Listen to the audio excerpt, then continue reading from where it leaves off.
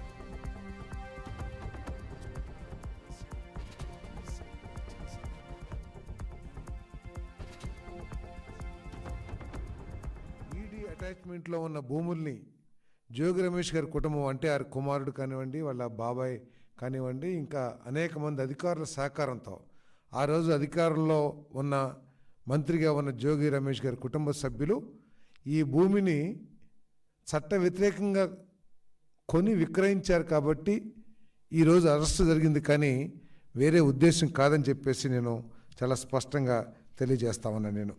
ఎందుకంటే ఈ అగ్రిగోల్డ్ సమస్య అనేది ఇటీవల వచ్చిన సమస్య కాదు. అది 2014-2019 మధ్యలోనే ఈ అగ్రిగోల్డ్ సమస్య అందరికీ తెలిసిందే.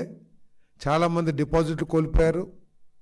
వారి ఆస్తుల్ని మరి అన్యాక్రాంతం కాకుండా ఆస్తుల ద్వారా ఎవరైతే పెట్టుబడి పెట్టారో ఆ కంపెనీలో వారికి న్యాయం చేయాలనే ఆలోచనతో మరి 2000 జీవో నెంబర్ 117 14/8/2018 జీవో నెంబర్ 133 17/10/2019 స్పష్టంగా ఆదేశాలు ఇచ్చారు. విజయవాడ రూరల్లోని అంబాపురం గ్రామంలో అగ్రిగోల్డ్కు ఉన్న భూములు ఈడీ అటాచ్మెంట్లో ఉన్నాయి. దానికి సంబంధించి ఇందాక ఇచ్చిన జీవోలు ఈడీ అటాచ్మెంట్ ఉన్న భూములను కూడా కొనుగోలు చేయటం ఎంతవరకు సబబో ఒకసారి ఆలోచన చేయాలి. అంతేకాకుండా కొన్న జోగి రమేష్ గారి కుటుంబ సభ్యులే స్వీయ ధృవీకరణతో సెల్ఫ్ అసెస్మెంటు అంటే సెల్ఫ్ కరెక్షన్ ఒక సర్వే నెంబర్ నుంచి 88 సర్వే నెంబర్ నుంచి 87 సర్వే నెంబర్కి ఏ విధంగా మార్చారో కూడా సమాధానం చెప్పాల్సిన అవసరం ఉంటుంది.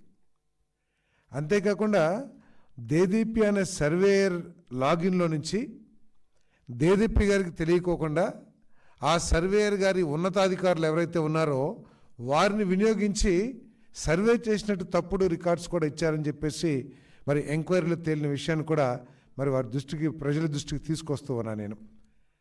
అంతేకాకుండా చాలా చెప్పారు. చుట్టుపక్కల 87 సర్వే నెంబర్ చుట్టుపక్కల ఉన్న రైతులను కూడా మేము పిలిచి సర్వే చేసేటప్పుడు వారిని పిలిచి వారితో కూడా వారి స్టేట్మెంట్స్ కూడా తీసుకున్నామని, అసలు వారికి ఎవరికి స్టేట్మెంట్ మన నోటీస్ ఇవ్వలేదని, వారు ఎటువంటి స్టేట్మెంట్లు ఇవ్వలేదని, తర్వాత ఆ సర్వే నెంబర్ పక్కన వారికి భూములు లేవని కూడా వాళ్ళు స్పష్టంగా తెలియజేసినట్టు మా దృష్టికి వచ్చిందని చెప్పేసి మనం చేస్తా ఉన్నాం. ఎన్ని అవకతవకలు జరిగినప్పుడు మరి ఒక బాధ్యత కలిగిన ప్రభుత్వం అది కూడా కొన్ని వేల మందికి ఈ అగ్రిగోల్డ్ సంస్థలో నష్టపోయారు. కొన్ని వేల మంది పేదవాళ్ళందరూ కూడా కూలీ నాలి చేసుకునే వాళ్ళు కూడా తమకు ఏదో లాభం వస్తుందని చెప్పేసి తమ డబ్బుల్ని అక్కడ డిపాజిట్ చేసిన విషయం కూడా అందరికీ తెలిసిందే. ఆ రోజు జగన్మోహన్ రెడ్డి గారు కూడా నేను అధికారంలోకి రాగానే అందరి సమస్యలు తీర్చేస్తాను, అందరి డబ్బులు తిరిగిస్తానని చెప్పేసి మరి అవి కూడా పూర్తిగా తిరిగిచ్చినట్లు లేదు. మరి ఆయన అధికారంలో ఉన్నప్పుడే ఇటువంటి సమస్యలన్నింటినీ పరిష్కరించినట్లయితే ఇటువంటి సమస్యలు ఉత్పన్నమయ్యే కాదు. కానీ ఆ సమస్యని పరిష్కరించుకోకుండా ఆనాడు అధికారంలో ఉన్న వ్యక్తులు ఈ అగ్రిగోల్డ్ భూములు కబ్జా చేయటానికి లేకపోతే వాటిని తప్పుడు ధృవీకరణ పత్రాలతో కొనుక్కొని సొంతం చేసుకుంటానికి ప్రయత్నం చేశారు. కాబట్టి ఈరోజు ఈ సమస్య ఉత్పన్నమైందని చెప్పేసి మనం చేస్తున్నాను. మీకు ప్రభుత్వం చేస్తున్న విచారణ మీద కానీ ఈడీ ఏసీబీ వీళ్ళు చేస్తున్న తీరు మీద కానీ మీకు ఏమన్నా అనుమానాలు ఉన్నా కూడా మీకు ఎప్పుడు కూడా కోర్టులు అందుబాటులో ఉంటాయి. మీరు కోర్టుకు వెళ్ళి మీరు ప్రభుత్వం మీద కేసు వేసి మీరు ఫైట్ చేయొచ్చు. కాకుండా దీని ఒక రాజకీయ రంగు పునూతానికి ఏదో బలహీన వర్గాల మీద కేసులాగా ప్రయత్నం చేస్తున్నారు. ఇది ఎక్కడ కూడా బలహీన వర్గాల తగాదాలు కాదు, లేకపోతే బలహీన వర్గాలకి సంబంధించిన విషయం కూడా కాదు. ఇది అగ్రిగోల్డ్కి సంబంధించిన ఆస్తులు, ఈడీ అటాచ్మెంట్లో ఉన్న ఆస్తుల్ని ఒక తప్పుడు ధృవీకరణ పత్రాలు కానివ్వండి, లేకపోతే తప్పుడు రిపోర్ట్స్ ద్వారా కానివ్వండి, తప్పుడు సర్వే రిపోర్ట్స్ కానివ్వండి, లేకపోతే రికార్డ్స్ తారుమారు చేసి కానివ్వండి, స్వాధీనం చేసుకుంటానికి చేసిన ప్రయత్నంలో భాగంగానే ఈరోజు కేసు జరిగిందని చెప్పేసి మనం చేస్తాను. దయచేసి దీనికి కులం రంగు, వర్గం రంగు, రాజకీయ రంగు పొలవాల్సిన అవసరం లేదు.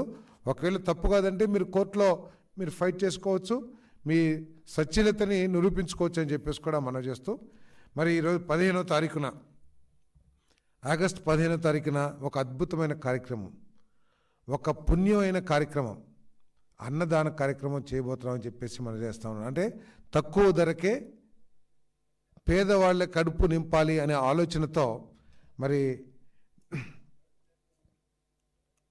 అన్న క్యాంటీన్ని ప్రారంభించే కార్యక్రమం చేయబోతా ఉన్నాం. దానికి మంగమ్మ గారు అనే పేరు కూడా మార్చినట్లున్నారు.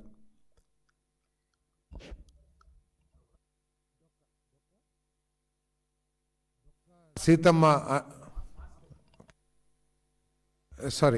అన్న క్యాంటీన్ని 15వ తేదీన ప్రారంభించబోతా ఉన్నాం. ఆ రోజు మొట్టమొదటిగా 183 క్యాంటీన్లు ప్రారంభించాలని ఆలోచన చేశాం. మొత్తం 203 క్యాంటీన్లు ఉన్నాయి. మరి ఈ వివిధ దశల్లో మొత్తం 203 క్యాంటీన్లు కూడా ప్రారంభించడం జరుగుతుందని చెప్పేసి మనం చేస్తా ఉన్నాం.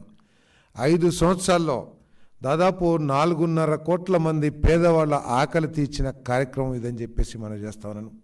ఇంత గొప్ప కార్యక్రమాన్ని కేవలం కక్షపూరితమైన ఆలోచనతో, పేదవాడు కడుపు నింపుకొని సంతోషపడకూడదనే ఒక దిగజారిన ఆలోచనతో ఈ అన్న క్యాంటీన్ని గత ప్రభుత్వం మూసేసింది.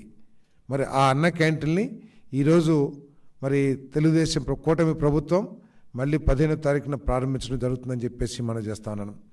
మరి ఇతర రాష్ట్రాల్లో కూడా ఇటువంటి కార్యక్రమాలు పెద్ద ఎత్తున జరుగుతూ ఉన్నాయి. నిజంగా జగన్మోహన్ రెడ్డి గారు చెప్తారు, ఈ మధ్య ప్రజాస్వామ్యం అని మాట్లాడుతూ ఉన్నారు. ఏదో తెలుగుదేశం పార్టీ కక్షపూరితంగా వ్యవహరిస్తుందని చెప్పేసి. ఈయన ప్రతి విషయంలో కూడా గత ప్రభుత్వంలో ప్రతి విషయం కూడా కక్షపూరితంగానే నిర్ణయాలు జరిగినాయని అనటానికి ఈ అన్నా క్యాంటీన్ రద్దు కూడా ఒకటని చెప్పేసి మనం చేస్తున్నాను. మన తమిళనాడులో కూడా అమ్మ క్యాంటీన్లు అని చెప్పేసి అక్కడ కూడా పేదవాళ్ళకి కడుపు నింపే కార్యక్రమం చేస్తూ ఉన్నారు. మరి తర్వాత అధికారంలోకి వచ్చిన స్టాలిన్ గారు ఎక్కడ కూడా రాజకీయ కక్షతో కానీ లేతే వేరే వాళ్ళ పేర్లు ఉండకూడదు, నా పేర్లే ఉండాలనే ఆలోచనతో ఎక్కడ కూడా ఆ క్యాంటీన్లు రద్దు చేస్తాం కానీ, లేదు ఆ క్యాంటీన్ పేరు అమ్మ క్యాంటీన్ అనే పేరుని మారుస్తాను కానీ ప్రయత్నం చేయలేదనే విషయాన్ని గుర్తించాల్సిన అవసరం ఉందని చెప్పేసి మనం చేస్తాను. కేవలం ఒక కక్షపూరితమైన ఆలోచనతో మరి ఈ కార్యక్రమాలని, మరి అంతేకాకుండా 5 రూపాయలకి పేదవాడికి భోజనం అందిస్తుంటే దాంట్లో కూడా ఏదో అవినీతి జరిగింది, కోర్టు